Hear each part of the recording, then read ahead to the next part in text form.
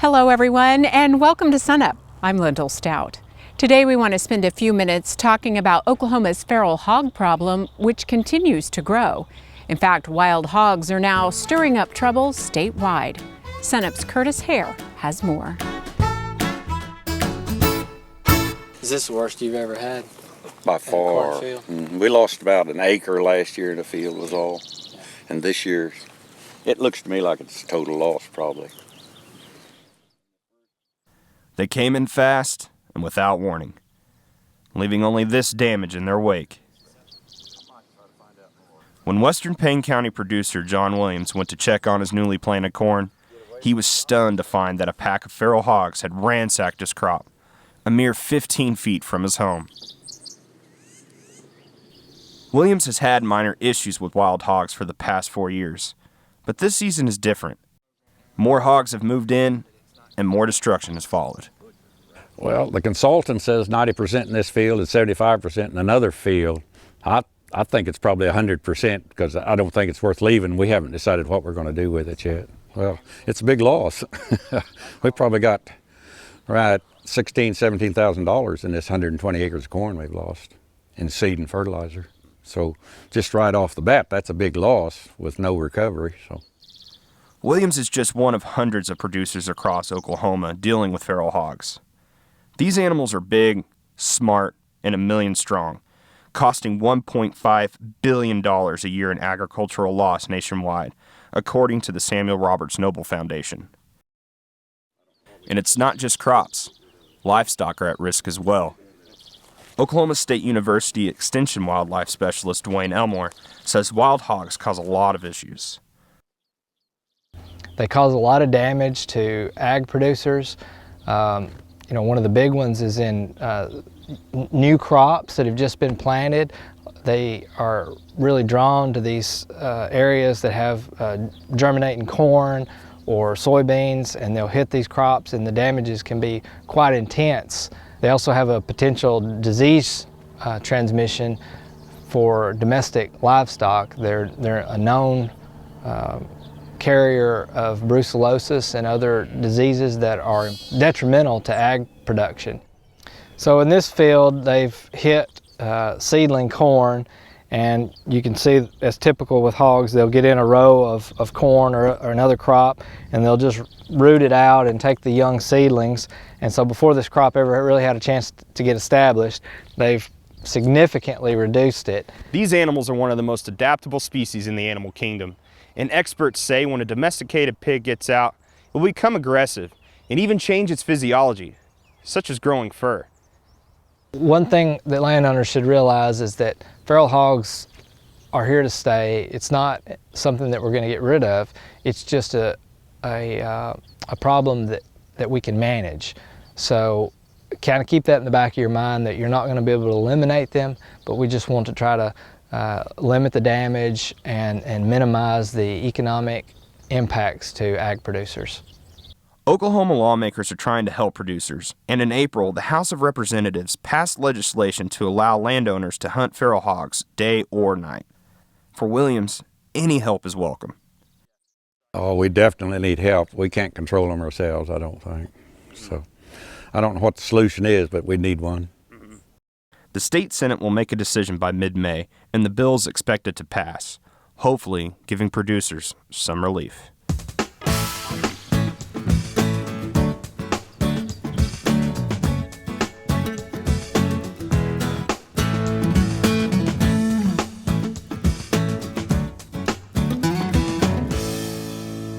Here we are moving through May, and Josh, it's almost time for harvest, but how is the crop looking? Dave, the crop's looking great. We got a heck of a crop in the ground right now. You know, where some of our other crops, namely wheat, have kind of taken a hit in these last couple weeks, we're really shining with canola. So it's time to be excited about canola right now. That's for sure. What should a producer be thinking about as far as they move towards harvest, depending on what their harvest goals are? Yeah, and that's really going to make the big difference, is what they're going to do for harvest and what their plans are. We have two really big methods to harvest. We can direct cut it like we do with all of our other crops. The other option is something we need to be thinking about right now. And if guys want to swath, essentially put it down on the ground and let it dry down a little quicker, this is now when we need to start doing stuff. And I got a canola plant here, and it's kind of what growers need to look at as they're going through. First thing first, you need to find the main raceme. All this other stuff contributes to yield, but we do moisture, or we do maturity based on the main raceme. So you kind of peel back until you get that main stem, and we're looking at this one right here. I'm gonna kind of shed everything back.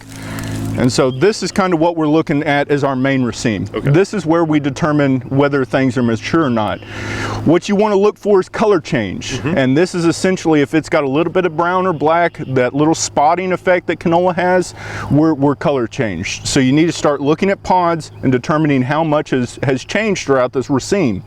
When we're starting to think about swathing, we need to be at least 30% color change. Okay. If we put it on the ground before 30% color change, we're going to get seed shrinkage. You're just not going to get the yield that you want. You could have even a lot of green seed left over, which you'll get dockage for later on down the line. So what we're looking at is, if you look at it just as a linear part of the plant, if we look at about 30%, so you need color change here. What we'd like to see is you get color changed to about half to 3/4 of this plant before you start actually, you know, getting that swather through the field. So what kind of date should this be occurring? Well, we've got some guys that started out at 0 to 10% color change a week ago, and now they're at 70%. Wow. So we're going fast. Okay. And that's why guys need to get boots in the ground right now and start making sure that they're not getting too far along, because once you've reached a critical threshold, you're going to shatter when you swath, and so your only choice is to direct cut it at that point in time. Guys need to be in their field right now, especially if their intent is to swath, and make sure they're looking at their canola, looking at that color change to determine if it's ready to go. And you actually have a blog about some of this information too. Yeah, we have a blog that we just started, and it'll kind of go step by step, not only in determining color change, but then if you decide or have to go direct cut, what we can do to the combine to try to minimize that shatter. Okay, thank you much, Josh. Thank and you can find a link to that on our website, sunup.okstate.edu.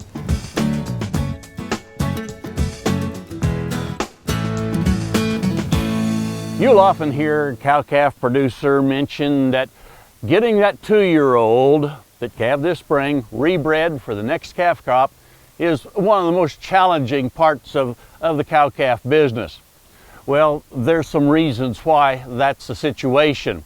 Most of those reasons revolve around the length of time between when she calves and when she comes back into heat cycles to have a chance to rebreed for next year's calf crop. We've talked about it for years. One of the most critical factors that affects that length of time is the body condition of that heifer at calving time. Also, another side of that coin is the change in body condition between calving and the start of the breeding season. We know from research data that was done at the University of Missouri a number of years ago that heifers that were in, say pretty good but not great body condition, 5.5, that if they were pushed so that they would gain some body condition between calving and rebreeding, that we could shorten that period up rather substantially. But that meant putting a lot of expensive feed in front of those heifers to get that job done. So that's why it's really easier to have her in good body condition at calving time and then try to hold that going into the breeding season. Other aspects that affect this length of time between calving and rebreeding are such things as how difficult a birth did she have this spring? How long was she in stage 2 of labor? We know again from research that those that have an extended several-hour labor experience will have a longer time between calving and when they start to recycle to rebreed. So that's going to influence when she has a chance to rebreed for next year's calf crop. One of the things that we really don't have much influence about is suckling intensity. We know that calves that are really aggressive in terms of nursing, say a good strong bull calf, is more likely to have a higher suckling intensity than a heifer mate might have. And that can actually stretch out this postpartum interval between calving and coming back into heat cycles just a little bit. One more factor that you want to remember in terms of when you're planning the nutritional strategies for these heifers is that as 2-year-olds, this is the time in their life when they're going from baby teeth to adult teeth. So they're almost like a broken mouth old cow. That means that the quality of the supplement, the quality of the diet that we put in front of these heifers is also very important so that they can chew and digest high energy feed well enough to maintain that body condition between calving and the start of the breeding season. Well, I thought understanding all of these factors would help us perhaps plan for the future so that we do a better job of having our heifers ready to go so that we have a shorter period of time between calving and returning to heat cycles, and therefore a higher percentage calf crop for that 3-year-old the following year. Hey, we look forward to visiting with you again next week on SUNUP's Cow-Calf Corner.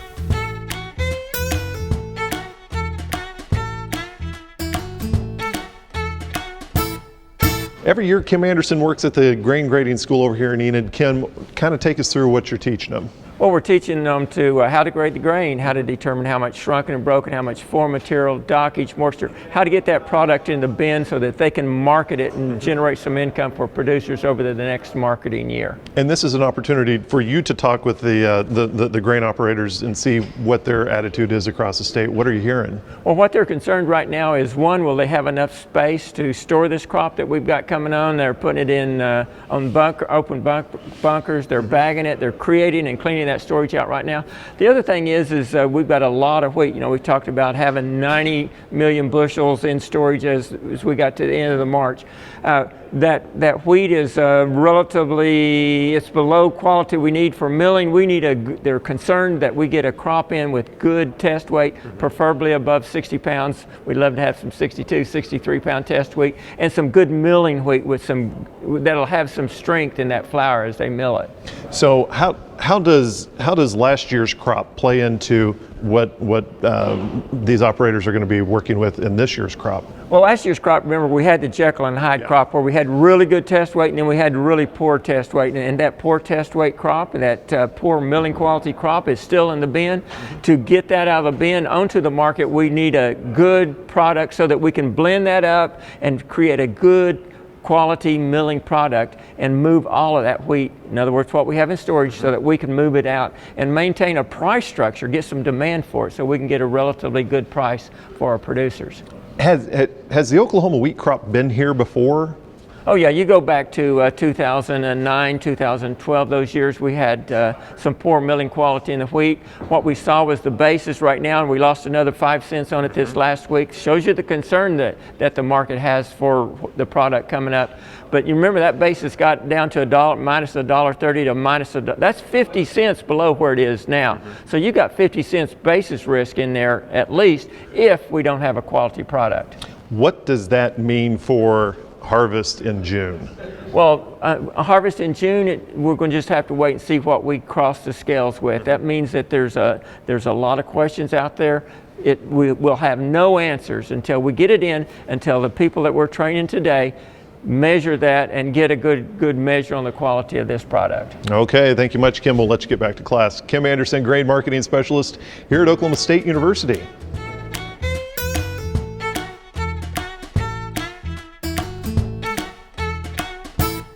Hi, I'm Al Sutherland with your Mesonet Weather Report. Dryline, dew point. Dew point, dryline. Maybe you're thinking if I wanted to know about dew point, I would have become a meteorologist. But even as a weather novice, we can use Mesonet dew point maps to gain insight into where storms might pop up. Turning to a dew point map from Monday at 2 p.m., we see a tight dry line across the state. A number of places had dew point temperature differences that went from the upper 30s to the low 60s within the width of a county. Camargo was 38 degrees, Watonga 61, Granfield 37, and Waurika 66. Higher dew point temperatures, the green-colored areas, show where there is higher moisture in the atmosphere. On radar, the first strong storms to pop up on the Oklahoma City radar were easy to see along the east side of the dry line at 2:10 p.m. The strongest cells were in Kansas. At 3:30 Monday afternoon, the dry line had moved farther east, and the distance between dry air and wet air masses was even closer in some cases, such as between Apache with a dew point of 38 degrees and Ninnekah at 67 degrees. Higher dew point differences over shorter distances indicate areas with more energy and lift in the atmosphere. Severe storm cells, like the strong ones that brought tragic fatalities, injuries, and damage to Oklahoma on Monday, formed along the wet side of the dry line. They formed in the areas with the higher dew point temperatures. On the Oklahoma City radar at 3:40 p.m., the storm that would produce an EF4 tornado was visible in western Garvin County. It formed where dew point temperatures were in the mid-60s. On this radar image, you also see a line of storms forming on the border of Oklahoma and Arkansas. These highlight that atmosphere moisture is only one ingredient of storm formation. A map from the National Weather Service's Norman Forecast Office shows the tornadoes that formed in south central Oklahoma on Monday, May 9th. The red line was the EF4 in Garvin County. The orange tracks were EF3 tornadoes that set down in Murray and Johnston counties. A yellow line shows an EF2 tornado that formed in Bryan County. Green lines show the track of two EF1 tornadoes. All that was in the afternoon. In the morning on May 9th, we had a good example of how the Mesonet can be used to monitor rainfall intensity to be alert for possible flooding. At 7:13 in the morning, the Oklahoma City radar showed a large area of rain in south central Oklahoma.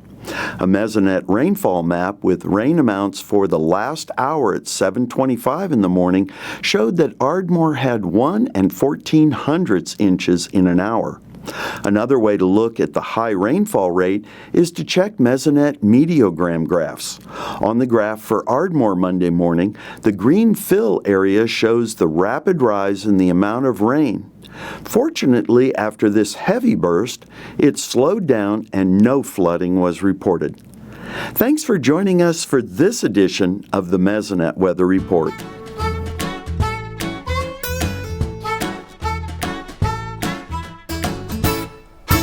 To northwest Oklahoma now, where thousands of travelers make a stop this time of year for a little R&R. Once again, here's SUNUP's Curtis Hare. From afar, they may look like normal Oklahoma birds, but look a little closer and you'll notice these birds are quite different. This spring, shorebirds are flocking up to the Arctic and making pit stops on the wetlands of Oklahoma. Oklahoma State University wildlife researcher Craig Davis says thousands of shorebirds are migrating through the state, about 30 species in all, and our wetlands are essential to their journey. Wetland habitats are critical for these birds to continue their migration, with many of these birds migrating all the way from South America to the Arctic, where they will then nest and bring off some young, and then starting in July they actually start migrating back through to head to their wintering grounds. The other thing that's really cool about the wetlands we have in the state is that you can kind of think of them as little gas stations that the shorebirds rely on to continue migrating. And so without those little gas stations, it makes it much more difficult for these birds to continue migrating. Throughout the spring and over the next few months, bird watchers will get a chance to see diverse groups, including American avocets and long-billed doe-witchers. Large majority of these birds are migrating through the central part of the state. Great places to go see shorebirds. The Salt Plains Refuge. It's a great place to see shorebirds. We have wildlife management areas like Drummond Flats, which is near Drummond, Oklahoma. Experts say the rains in the recent months have given this season's shorebirds more resources, but over the years, they've been suffering. Big picture we see with shorebirds is just the overall loss of wetlands that's happened over the last 100 years. And so we've seen shorebird numbers decline. Some species have probably declined 50 to 70% in their population. Craig says that wetlands across the country have disappeared, and in Oklahoma alone, about 60% have vanished, mainly due to people filling in or draining the land.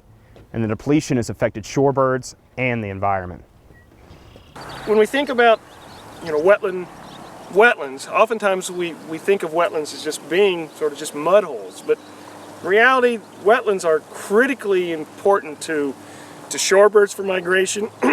They provide a host of services that many people don't think about. Filtrating water, recharging groundwater, protecting against floods.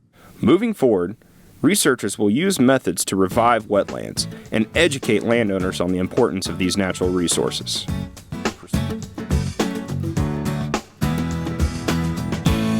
You may have heard of the term GFSI, and we're going to talk about it and how it relates to the food industry today with Jason Young here at the Food and Ag Product Center. Jason, what is GFSI? Okay, GFSI is the Global Food Safety Initiative, and it's a industry and customer-driven food safety program. The customer-driven food safety program, it was developed in about 2000 by large retailers got together because the food industry they're required to have third-party audits to satisfy food safety and sanitation. The consumer, they expect that when they go to the store that their food is going to be safe, that when they purchase something, they take it home to their family. They don't expect for their family to get sick from a foodborne pathogen. And so part of the Global Food Safety Initiative is for companies to implement food safety programs. Food safety is really important to consumers. Expand on that a little bit and why companies may want to have one of these plans. As a consumer, we expect to purchase food that's safe. And so manufacturers, they're required, we have regulatory requirements that the government requires certain food safety regulatory to meet, but these customer-driven programs are a lot more extensive. I mean, there's requirements in terms of how we receive product, how we produce it, how we ship it. When we put food safety programs in place, one of the common themes that we talk about in food safety training is if it's not written down, it didn't happen. And so all of these programs require extensive record keeping so we can document employee training, we can document what the process is doing, we can document that we're meeting our food safety requirements. And then in terms of how I can get those requirements, FAPSI offers classes, and then there's some on-site sort of checks that you do? Mm-hmm. Here at the FAPSI, we offer a program called our Global Food Safety System, where we go out and we work with the industry to help implement the food safety systems and the programs. Okay, thanks a lot, Jason. We'll see you again soon. And for more information on GFSI, just go to sunup.okstate.edu.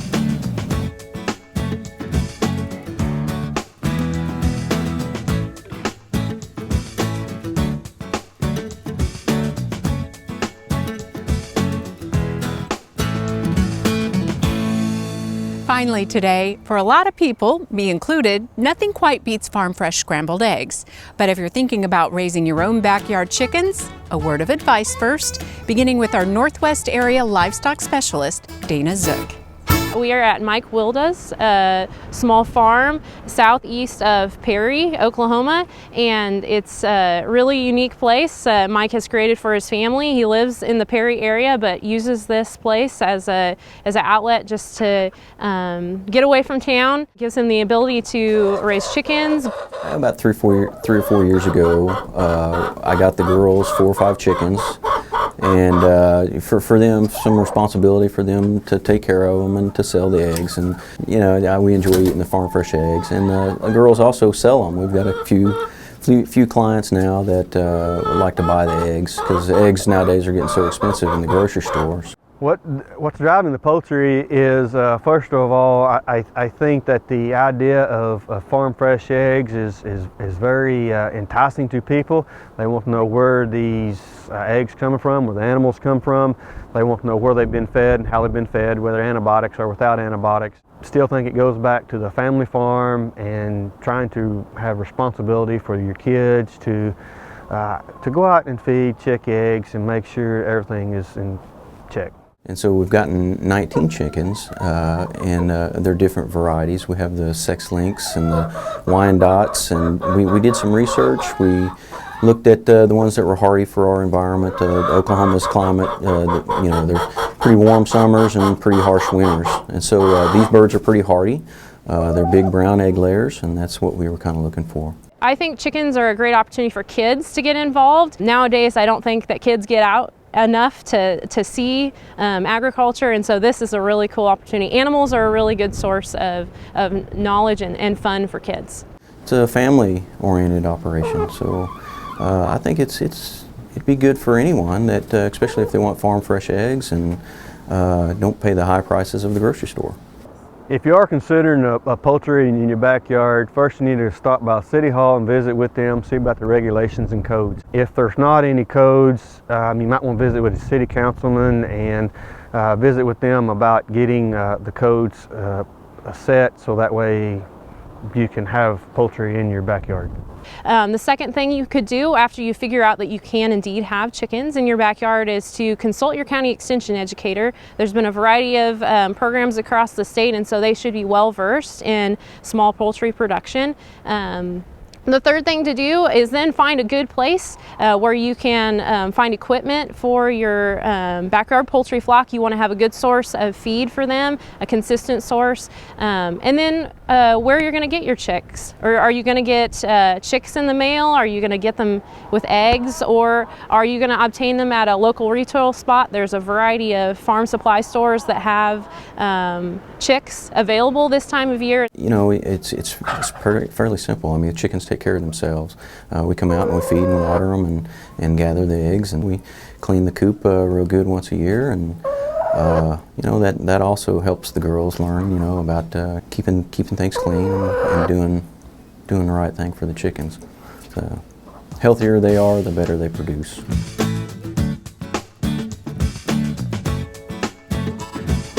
Thanks so much for joining us this week for SUNUP. Remember, you can find us anytime online at sunup.okstate.edu, and also follow us on YouTube and social media. I'm Lyndall Stout. Have a great week, and remember, Oklahoma Ag starts at SUNUP.